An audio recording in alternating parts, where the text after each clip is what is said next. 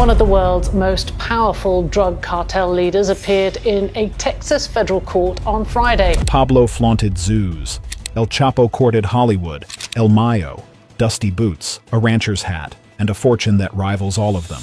While flashy kings drew fire, Zambada built an empire behind milk trucks, daycares, and construction firms, turning cartel money into ordinary businesses you'd never suspect. Over the last 3 decades, El Mayo and his accomplices made billions of dollars. Hundreds of millions each year they were making. No mansion walls, no gold pistols, just a quiet figure controlling billions from the shadows. This is the hidden billionaire life of El Mayo Zambada. El Mayo's invisibility strategy, the ghost who built an empire. A drug lord walked into a gas station in rural Sinaloa, wearing boots covered in dust and jeans that had seen better days. Nobody looked twice, that was the point. For over 50 years, Ismael El Mayo Zambada ran the Sinaloa cartel, one of the most powerful drug trafficking operations on the planet, while looking like someone who'd sell you eggs at the farmer's market. His partner El Chapo built the biggest houses and threw the wildest parties. El Mayo chose something far more valuable than fame. He chose to disappear. This wasn't some accident. Zambada watched his mentors in the Guadalajara cartel closely during the 1980s. He saw how Miguel Angel Felix Gallardo's flashy lifestyle attracted government attention like moths to a flame. He watched Rafael Caro Quintero and Ernesto Fonseca get arrested because they couldn't help but show off their wealth. The lesson burned itself into his mind. Visibility equals vulnerability. So while others built estates you could see from space, Zambada invested his billions into businesses so ordinary they put people to sleep. A dairy farm here, a construction company there. The kind of operations that make accountants yawn and federal agents look the other way. The strategy worked beyond anyone's imagination. El Chapo got captured 3 times. Pablo Escobar died on a rooftop riddled with bullets. But El Mayo, year after year, he stayed free. Not hiding in caves or jumping between safe houses. Just living his life, moving his product, building his empire, while dressed like he was heading to check on the corn harvest. By the end of his run, Zambada had become almost mythological. No confirmed photographs existed. His voice had never been recorded. He gave exactly 1 interview in 2010, and even then, nobody knew where he actually was. From milk to money laundering, the bizarre empire of legitimate fronts. A dairy company was El Mayo's first masterpiece, not his first crime, his first legal business. In 1988, while cocaine shipments made him millions, Zambada registered Nueva Industria de Ganaderos de Culiacán. The company produced pasteurized milk and cheese under the brand Santa Monica. Within years, families across Sinaloa were pouring his milk into their kids' cereal. Some even got exported to the United States. A fugitive drug lord was supplying your morning coffee creamer. U.S. Treasury investigators uncovered a sprawling network of fronts. Establo, Puerto Rico, a massive 760-hectare ranch, had hundreds of cattle and poultry farms. It looked normal except for the private airstrip where planes loaded with contraband landed. When authorities seized it in 2000, the ranch eventually got returned to the Zambada family. That's how much power he had. Zambada built Jamaro Constructora, a construction firm that won contracts for civil engineering projects. Perfect for turning drug cash into concrete. Multi-Servicios Jevis offered business services. Then came the strangest front. In 2001, the Zambada family opened Estancia Infantil Niño Feliz, Happy Child Daycare. Registered partners included Zambada himself, his wife Rosario Niebla, and one of his daughters. Parents enrolled their toddlers while El Mayo's family managed the books. The U.S. Treasury blacklisted it in 2007, but the daycare kept running for years. His network also included Los Cascabel Aquatic Park, a water park with pools and slides. In 2013, U.S. officials identified it as another money laundering asset. Despite being sanctioned, the park kept operating openly, advertising on social media. Zambada's daughter, Maria Teresa, reportedly oversaw both the childcare facility and the water park. These businesses served 2 purposes. They made drug money look legitimate and cemented his local power. Many in Culiacán grew up drinking Santa Monica milk, never suspecting where the money came from. Untraceable wealth, following the money trail. While most billionaires chase Forbes rankings, El Mayo spent 6 decades doing everything possible to stay off the list. When he finally faced justice in 2025, the numbers were staggering. $15 billion forfeited. but that was just what he agreed to give up. Some analysts put his real fortune between 40 and 60 billion, making him potentially the wealthiest criminal in history and the second richest person in Mexico, right behind Carlos Slim's 100 billion. For comparison, Pablo Escobar at his peak was worth around $30 billion. Under El Mayo's leadership, the Sinaloa cartel's annual revenue was estimated anywhere between $3 billion and $39 billion, depending on the year. Multi-ton cocaine shipments alone brought in billions annually. Officials calculated the cartel was generating $11 billion per year just from narcotics sales, and that's based only on seized drugs. The cartel also maintained an estimated $20 billion in cash and investments at various points. Over nearly 6 decades, investigators estimate the cartel generated hundreds of billions in total revenue. Unlike Escobar, who flaunted wealth with a private zoo and massive estate, Zambada kept his money hidden. Most got tied up in assets that didn't scream drug lord. U.S. agents spent years trying to track it down, playing a frustrating game of cat and mouse. Experts believe much of his fortune may never be found because it's scattered across properties, cryptocurrencies, and legitimate businesses. From peasant to kingpin, the Cuban connection that changed everything. Before he became El Mayo, Ismael Zambada was just another peasant kid in rural Sinaloa. His family worked the fields and survived, barely. He grew up where the line between legal work and criminal enterprise blurred like heat waves on the horizon. As a teenager, he started noticing the pattern. Some neighbors prospered, others, working just as hard, stayed poor. The difference? Drugs. But Ismael's fate wouldn't truly be sealed until he met Antonio Cruz, his brother-in-law and a former Cuban police officer who'd fled Castro's regime. Cruz brought with him not just street smarts, but contacts and knowledge of how the criminal underworld actually worked. After settling in Miami and getting involved in illicit activities, Cruz extended an invitation that would change everything. For the first time, the young farmer from Sinaloa stepped into a different world. Miami's skyscrapers towered overhead. Luxury cars prowled the streets. He saw firsthand what drug trafficking could provide. Wealth most people couldn't imagine. But Miami was just the preview. Cruz's move to Los Angeles marked the true beginning. In the City of Angels, Cruz established himself as a respected heroin kingpin. Under his guidance, Zambada moved from production to distribution, learning the entire trade. When Zambada returned to Mexico, he came back transformed. Armed with experience and contacts, he demonstrated a natural gift for business and logistics. His ability to move in the shadows, combined with sharp intelligence, quickly set him apart. The real learning came when El Mayo entered the Guadalajara cartel.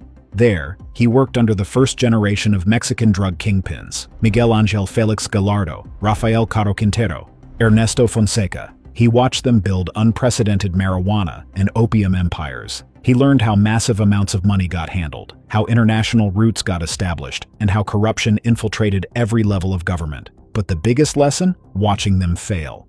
Their ostentatious lifestyles attracted attention. Zambada took notes and made a different choice. Remain in the shadows. Flying into the cocaine big leagues. The partnership that changed everything came when El Mayo joined forces with Amado Carrillo Fuentes, nicknamed the Lord of the Skies. Carrillo Fuentes ran the Juarez cartel, and he'd figured out something revolutionary. Why use trucks and border crossings when you could use planes? Amado had started purchasing Boeing 727 aircraft, the kind that normally carried hundreds of passengers. Except these planes weren't carrying tourists. They were hauling tons of cocaine at 30,000 feet. For Zambada, this partnership opened entirely new horizons. Everything he'd learned suddenly seemed small time. This wasn't about mules carrying backpacks across the desert. This was industrial-scale logistics. Under Amado's guidance, El Mayo learned to coordinate complex operations involving multiple countries and various transportation modes. He established crucial contacts with Colombian suppliers, inserting himself deeper into the global cocaine supply chain. Before, he'd been moving marijuana and heroin. Now, he was playing in the major leagues with Colombian cocaine. There are even rumors that during this period, El Mayo may have had indirect interactions with Pablo Escobar himself through Carrillo Fuentes. Whether they actually met remains a mystery, but the possibility alone shows how connected Zambada had become. What's certain is that Zambada absorbed lessons from everyone. From Amado, he learned that innovation mattered, that the drug business required constant adaptation. From the Colombians, he learned about scale and efficiency. Blood in Guadalajara, the murder that shattered everything. On February 7, 1985, a DEA agent named Enrique Kiki Camarena left the American consulate in Guadalajara, Mexico. He never made it home. Camarena had been working undercover, getting too close to the Guadalajara cartel's operations, so they grabbed him right off the street in broad daylight. What followed was brutal: torture, interrogation, and murder. The cartel eliminated a federal agent on foreign soil with such arrogance that it seemed like they thought they were untouchable. They were wrong. The response from American and Mexican authorities was relentless and overwhelming. This wasn't some local dealer getting arrested. This was a declaration of war. In a matter of months, the entire power structure of Mexican drug trafficking came crashing down. Miguel Ángel Félix Gallardo, the man who'd built the Guadalajara cartel into a dominant force, got arrested. Rafael Caro Quintero went down next. Ernesto Fonseca followed. The bosses of bosses were suddenly sitting in prison cells facing decades behind bars. Gallardo got sentenced to 40 years initially. Then, in 2017, another 37 years got added for his role in Camarena's murder. The empire he'd spent years building was crumbling. For most people in the drug trade, this would have been the end. Law enforcement was hunting everyone connected to the cartel. The golden age of Mexican drug trafficking seemed over. But El Mayo Zambada saw something different when he looked at the rubble. He saw an opportunity. Years of quiet work had prepared him for this moment. While others had been fighting for the spotlight, Zambada had been cultivating connections, learning the business from every angle, and staying under the radar. Now, with the old order destroyed, there was a power vacuum waiting to be filled. 1988, birth of the Sinaloa cartel and new rules. When power is left vacant, wars usually follow. But this time, three men made a different calculation. Instead of fighting each other, they'd partner up. El Mayo, Joaquin El Chapo Guzman, and Juan José El Azul Esparragosa Moreno all had their eyes on the same prize. These three men looked at the chaos and asked a simple question: why fight over the scraps when we could build an empire? 3 years after the Guadalajara cartel's collapse, the three founded the Sinaloa cartel. It would become the most powerful drug trafficking organization in Western Hemisphere history. They didn't just rebuild what had been destroyed, they revolutionized it. The old Guadalajara cartel had operated like a traditional hierarchy with bosses at the top issuing orders down the chain. That centralized structure made it powerful, but also vulnerable. Take out the top guys, and the whole operation falls apart. El Mayo had a different vision. The Sinaloa cartel would use a horizontal, decentralized structure. Instead of one boss controlling everything, there would be multiple leaders operating semi-independently, but cooperating when beneficial. You could arrest one leader, maybe even 2 or 3, and the organization would keep functioning. Zambada assumed the role of strategist and logistical coordinator. He wasn't interested in being the public face. That role would eventually fall to El Chapo. El Mayo focused on what he did best: building networks, coordinating operations, and staying invisible. Under his guidance, the cartel expanded its control over key trafficking routes through Sinaloa, Sonora, and Baja California. These weren't random territories. They represented strategic corridors connecting drug production in South America to the massive consumer market in the United States. Subway tunnels started appearing under the US-Mexico border. Not crude holes in the ground, but sophisticated passages with lighting, ventilation systems, and even rail tracks. Some stretched over half a mile underground, circumventing billions of dollars worth of border surveillance equipment. Planes continued to be a major transportation, but the cartel took it further. Small aircraft would fly low and fast, using remote airstrips. Then came perhaps the most audacious innovation: narco-submarines. These semi-submersible vessels sat low in the water, almost invisible to Coast Guard patrols. Built in Colombian jungles, they could carry several tons of cocaine and travel thousands of miles. The organization also diversified its portfolio. Traditional marijuana and heroin remained profitable, but the real money was in cocaine and methamphetamine. By the mid-1990s, annual revenues were estimated anywhere from $3 billion to $39 billion. And at the center of it all was El Mayo Zambada, still invisible, still in control. The Tijuana War, when blood became the price of power. A close friend of El Chapo, Armando Rayo Lopez, was murdered in 1989. That single killing lit a fuse that would explode into one of the bloodiest wars in Mexican drug trafficking history.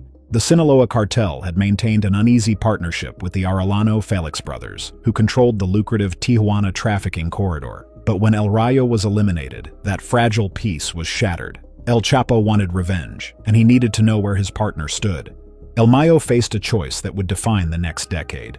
He could stay neutral and potentially lose his most important ally. Or he could back El Chapo's quest for vengeance and plunge into a war that would cost thousands of lives. Zambada chose blood. The decision triggered one of the most violent confrontations in Mexican organized crime history.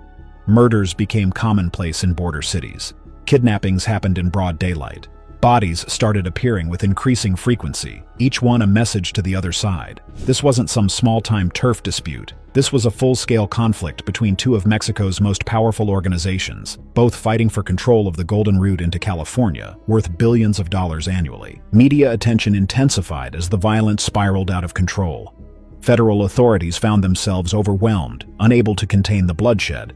But where others saw chaos, El Mayo saw opportunity. While the Arellano Felix brothers attracted heat with their high-profile violence, Zambada quietly expanded operations in other territories and expanded the Sinaloa cartel's operations. The prodigal son's betrayal, when Vicente became a witness. Vicente Zambada Niebla was supposed to inherit an empire. Instead, he became the man who almost destroyed it. Known as El Vicentillo, Vicente was the crown jewel of El Mayo's criminal dynasty. As the eldest son, he quickly rose through the Sinaloa cartel ranks, becoming a key operator in the international cocaine trade. His intelligence and charisma positioned him as the heir apparent. Everything El Mayo had built would eventually belong to Vicente. Then March 18, 2009 happened. The Mexican army captured El Vicentillo in Mexico City. That alone was bad news, but what followed shocked the drug trafficking world. Vicente decided to cooperate with the U.S. authorities. The prodigal son became a witness against the Sinaloa cartel. He started revealing secrets that would shake the organization's foundations. Information about operations, routes, contacts, corruption networks, everything. It was the ultimate betrayal from the person who was supposed to carry the family legacy. But El Mayo hadn't put all his eggs in one basket. He had other sons ready to step up. Ismael Zambada Imperial, El Mayito Gordo, was known for his extravagant lifestyle and wild parties, but still managed key operations. Serafin Zambada Ortiz, El Flaco, specialized in cross-border trafficking and kept a lower profile. Vicente's fall left a vacuum that needed filling immediately. The succession question became urgent, with Vicente cooperating with authorities and other sons facing legal problems. Who would take the reins? Rumors eventually pointed to Ismael Zambada Siqueiros. Unlike his brothers, he was the most discreet of El Mayo's children. He began to be mentioned in drug trafficking circles as the true successor, the one who'd actually learned his father's most important lesson about staying invisible. But even as El Mayo groomed a worthy heir, his empire was developing cracks he couldn't control. Vicente had betrayed him in a U.S. courtroom. His other sons lived too loud, partied too hard, and his own enforcers were about to hand U.S. authorities the biggest gift of all, a roadmap straight to the ghost himself. The new generation, social media hitmen, and the Anthrax Army. El Mayo had spent 50 years perfecting the art of invisibility. Then his own soldiers started posting selfies with Paris Hilton. Jose Rodrigo Arechiga Gamboa ran the Sinaloa cartel's elite hit squad, Los Antrax. The guy went by El Chino Antrax, and his crew handled the cartel's dirtiest work: assassinations, territorial enforcement, making rivals disappear. They were the reason other cartels thought twice before challenging Sinaloa territory. But El Chino had a fatal flaw. He couldn't stop showing off. His social media feed looked like a millionaire influencer's fever dream. Private jets to Europe, front row seats at boxing matches in Las Vegas, yachts in the Mediterranean, safari trips in Africa. Every post screamed money and power. Gold-plated guns, stacks of cash arranged like art, bottles of champagne at parties with famous narco corrido singers. He even raffled off cars and designer sunglasses to his followers. The irony was brutal. While El Mayo wore dusty boots and avoided cameras for half a century, his top enforcer was building a social media empire. El Chino posted gym selfies showing off his muscles. He even posed with El Mayito Gordo, El Mayo's own son. He tried to be clever about it. Every photo showed his face blurred out, but in every single picture, clear as day, sat that skull-shaped diamond ring on his finger, his Los Antrax signature. He blurred everything except the one thing that would destroy him. U.S. authorities weren't scrolling for entertainment. They were taking notes. Every location tag, every blurred selfie, every champagne toast became intelligence. They mapped his travel patterns, watched where he went, who he met, what he did. The skull ring appeared in enough photos that it became a tracking device made of diamonds. On December 31, 2013, El Chino Antrax landed at Amsterdam Airport Schiphol from Mexico. Federal agents were waiting at the gate. They spotted that skull ring the second he walked through, arrested him right there, New Year's Eve in the Netherlands, caught by his own Instagram feed. For El Mayo, this was worse than losing an enforcer. The ghost's shadow had become visible. His whole strategy, 5 decades of staying off the grid, was unraveling because the people protecting him couldn't resist posting their lives online. The walls were closing in, one social media post at a time. Los Chapitos, the internal war that nearly destroyed everything. El Chapo's third and final capture in 2016 should have been just another problem for El Mayo to solve. Instead, it nearly tore the Sinaloa cartel apart from the inside. When Guzman got extradited to the United States, it created a power vacuum. El Chapo's sons, known collectively as Los Chapitos, started reclaiming their place in the cartel's hierarchy. Ivan Archivaldo Guzman, Jose Alfredo Guzman, and their brothers all wanted a piece of what their father built. El Mayo found himself in an impossible position. He had to maintain cartel unity. These were his compadres' sons, and there was a code about looking after family. But he couldn't let inexperienced and often reckless young men jeopardize decades of careful work. Los Chapitos were used to the flashy lifestyle their father cultivated. They didn't understand the value of invisibility. Tension between the old guard loyal to El Mayo and the new generation threatened to explode into full-scale warfare. The 73-year-old Zambada, reportedly suffering from diabetes and hiding in the mountains of Sinaloa, had to play a delicate game. Then in June 2020, the tension came to a head. A key El Mayo operator, known as El Ruso, got murdered. The killing was attributed to Los Chapitos, and the message left on the body made it crystal clear: the internal war had begun. This was a direct challenge to El Mayo's authority. Zambada responded with the same strategy that had kept him alive for 50 years. He adopted a divide-and-conquer approach with Los Chapitos. Taking advantage of rivalries between El Chapo's sons, he managed to isolate the most problematic elements while forging alliances with others. Meanwhile, the manhunt continued. The American government had offered a $15 million reward for his capture. But El Mayo remained a ghost, always one step ahead. He'd given only one interview in his entire career, back in 2010 to the Mexican magazine Proceso. He admitted to living in constant terror of being apprehended and revealed that the military had tried at least 4 times to catch him. Yet somehow, year after year, he stayed free. But even ghosts eventually run out of places to hide. The fall of the ghost, betrayal, arrest, and the guilty plea. July 25, 2024, a private plane landed at a small airfield near El Paso, Texas. When it touched down, one of the most wanted men in the world was on board. After more than 5 decades of evading capture, El Mayo Zambada's run had finally ended. The circumstances felt like something out of a movie. Joaquin Guzman Lopez, one of El Chapo's sons, had reportedly lured Zambada under false pretenses. The story goes that Guzman Lopez told El Mayo they were going to look at property in Mexico. Instead, the plane flew to Texas, where both men were arrested by the U.S. authorities. It was the ultimate betrayal. One of Los Chapitos had handed over the godfather of the Sinaloa cartel to get benefits for himself. On September 13, 2024, Zambada had his first hearing at a federal court in Brooklyn, New York. He pleaded not guilty to charges of drug trafficking, illegal possession of weapons, and running a continuing criminal enterprise. Even at 76 years old, facing overwhelming evidence, he initially chose to fight. Zambada submitted a petition to the Mexican government requesting extradition to Mexico to face trial there, specifically asking for intervention to rule out any death penalty. Mexican President Claudia Sheinbaum addressed the petition carefully, noting that beyond the person and his crimes, the issue was how he was detained. The Mexican government also started investigating everyone involved in handing over a Mexican citizen to foreign agents. Under Mexican law, that could constitute treason. But then everything changed. On August 25, 2025, in a Brooklyn federal court, Ismael El Mayo Zambada pleaded guilty to 1 count of racketeering conspiracy and 1 count of running a continuing criminal enterprise. He also issued an apology, recognizing the great harm illegal drugs have done to people in the United States and Mexico, and taking responsibility for his actions. For a man who'd spent his entire life in the shadows, never apologizing, never admitting weakness, these words carried weight.